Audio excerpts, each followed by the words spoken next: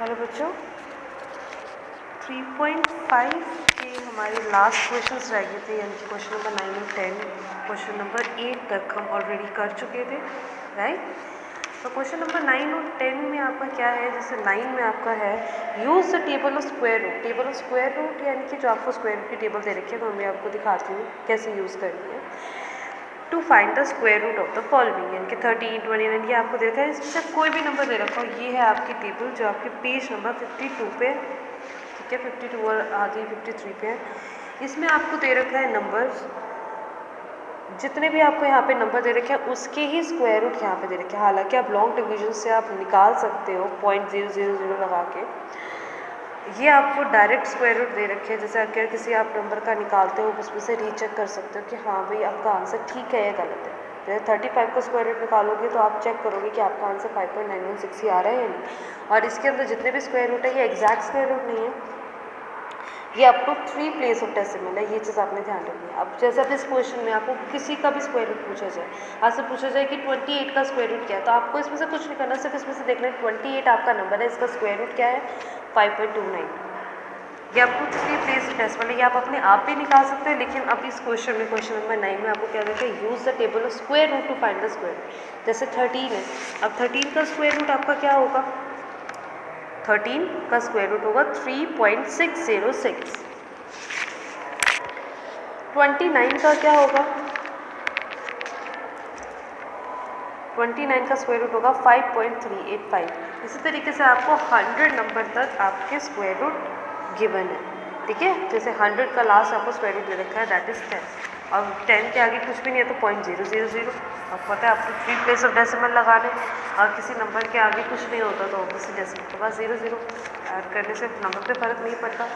अब जैसे आपका क्वेश्चन नंबर 10 है, दैट इज़ वन स्टेटमेंट वाला क्वेश्चन जो कि आपको पेपर में आ सकता है। अब स्टेटमेंट वाला क्वेश्चन कैसे, जैसे आपको पिछले कुछ एक्सरसाइजेस में, जैसे कुछ चैप्टर 2 में, चैप्टर 1 में इस तरीके से एक स्टेटमेंट वाले क्वेश्चंस आते थे, एरिया निकालना, वॉल्यूम निकालना। अब इस चीज़ में आपको क्या है, आपको क्वेश्चन दे रखे हैं, ध्यान से पढ़ेंगे, क्वेश्चन के अकॉर्डिंग चलेंगे तो आपको पता चल जाएगा कि हमें क्या चीज़ निकालनी है, क्या चीज़ नहीं।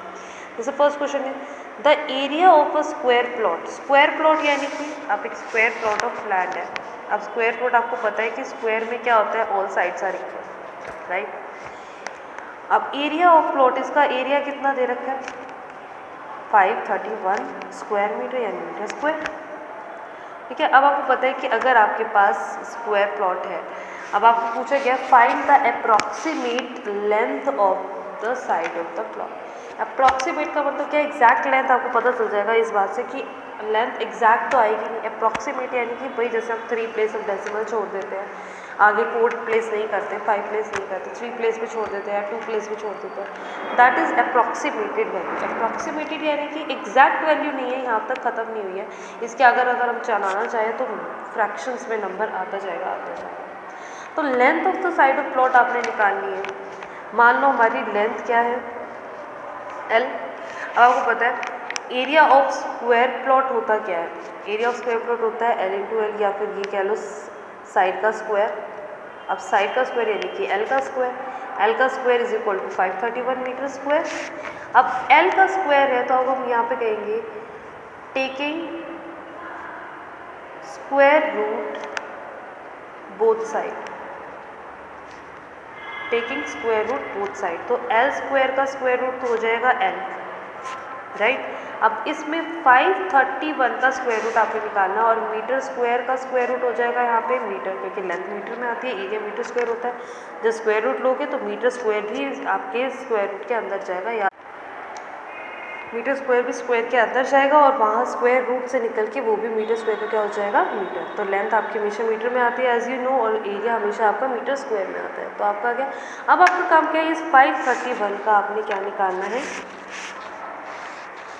Square root, that will be the approximate value of L। Approximate बोलते तो आपको पता है कि ये हो सकता है कि ये एग्जैक्ट स्क्वायर रूट ना हो, तो वो आपका डेसिमल में आएगा, जैसे हमने यहाँ पे किया, पेयर जैसे हमेशा बनाते हैं हम। करने के बाद आपको पता है 2 2 ज़ा 4, 1 पेयर नीचे आया 31, यहाँ पे इसका डबल 4। अब यहाँ पे आप क्या चीज़ ऐड करोगे, 3, जैसे आपने इसमें 3 ऐड किया तो यहाँ पे आपका आया 129 एग्जैक्ट उसके आसपास है। अब यहाँ पे आपका रिमाइंडर बचेगा, इसका मतलब क्या है कि ये एग्जैक्ट स्क्वायर रूट नहीं है, तो इसको अपने फ्रैक्शन में नहीं छोड़ना, अप्रॉक्सीमेट नहीं छोड़ना, इसको आपने डेसिमल में ला के अप्रॉक्सीमेट वैल्यू लेकर आनी है। जैसे इसमें आपका रिमाइंडर बचा 2, अब यहाँ पे इसका डबल आएगा 46 23 का। लेकिन अब इसके आगे क्या, जैसे मैंने आपको 2 का स्क्वायर रूट 3 का स्क्वायर रूट इस तरीके से बताया था, यहाँ पे हम डेसिमल लगाएंगे, यहाँ पे भी डेसिमल आ जाएगी, यहाँ पे हम पेयर बना देंगे। और कितने पेयर बनाएंगे, 3 पेयर बनाएंगे कि 6 ज़ीरोज़ हम लगाएंगे, ताकि 6 ज़ीरोज़ के अप्रॉक्सीमेट में 3 प्लेस डेसिमल वैल्यू आएगी। तो यहाँ पे हमने ये 0 नीचे पुट करनी, तो इसके लिए हमने यहाँ डेसिमल पुट कर दी और यहाँ पे आ गया 0 0। अब हमें किससे मल्टीप्लाई करना है, 4 6 फिर किससे करना है कि हमारा 200 के अराउंड आए।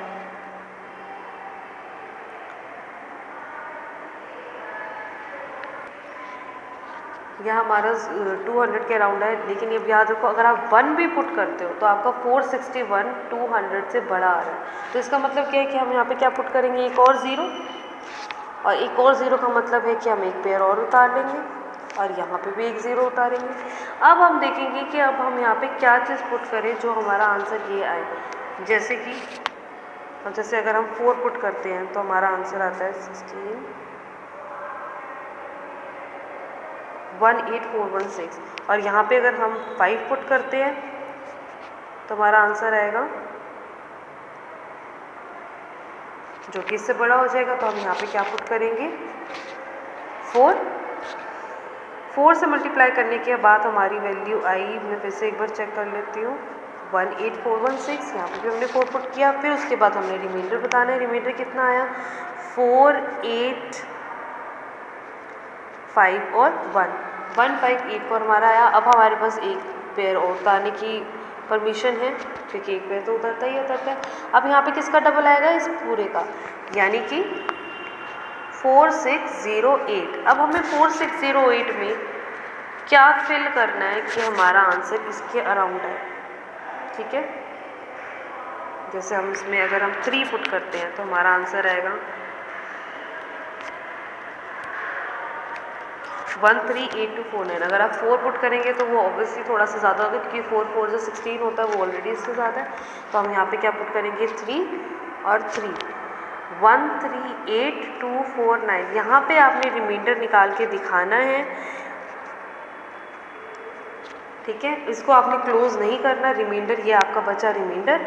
और यहाँ पे जो आपका आया है, क्योंकि हमने 3 पेयर बनाए थे तो 3 पेयर के हमारे क्या चीज़ आई है, अप्रॉक्सीमेटली 23.043 मीटर। यहाँ पे आ जाएगा हमारा 23.043 metre. This is the approximate length of the square plot, जिसका हमें एरिया गिवन था। और यहाँ पे हमारी कितनी प्लेस ऑफ डेसिमल आई है, आपको क्वेश्चन में अगर गिवन ना हो कि आपने कितनी प्लेस वैल्यू तक निकालनी है, तब भी आप 3 प्लेस वैल्यू तक ही निकालेंगे।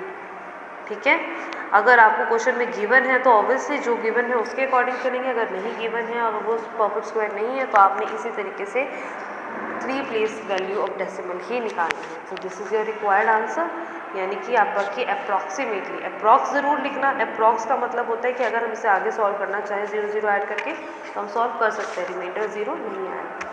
ओके, आज के लिए इतना ही। आपके ये चैप्टर कंप्लीट हो चुका है, चैप्टर 3, तो ये आपके पेयर नोटबुक में कंप्लीट होना चाहिए।